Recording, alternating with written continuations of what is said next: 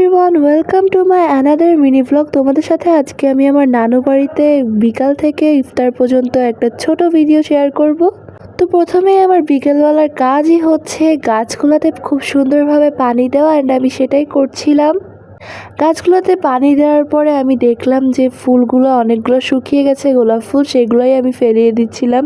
কারণ এই শুকনো ফুলগুলো আমার মনে হয় না রাখাই ভালো গাছে, এই জন্য আমি ফেলে দিচ্ছিলাম। এই তো শেষ হয়ে গেল আমার গাছ থেকে পচা ফুলগুলো ফেলে দেওয়া, অ্যান্ড তোমাদেরকে আমি একটু দেখাচ্ছিলাম সাদা আর লাল গোলাপ ফুলটা।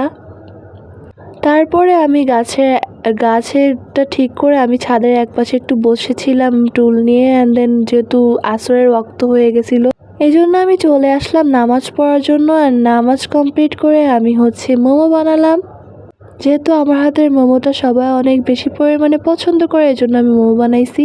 অ্যান্ড এখানে বেলটা রাখা, যেহেতু এটাতে শরবত বানানো হবে। আর আরও এই যে এগুলো ছিল আজকে ইফতার। আজকের ব্লগটা এই পর্যন্তই। সবাই ভালো থাকবা, আল্লাহ হাফেজ।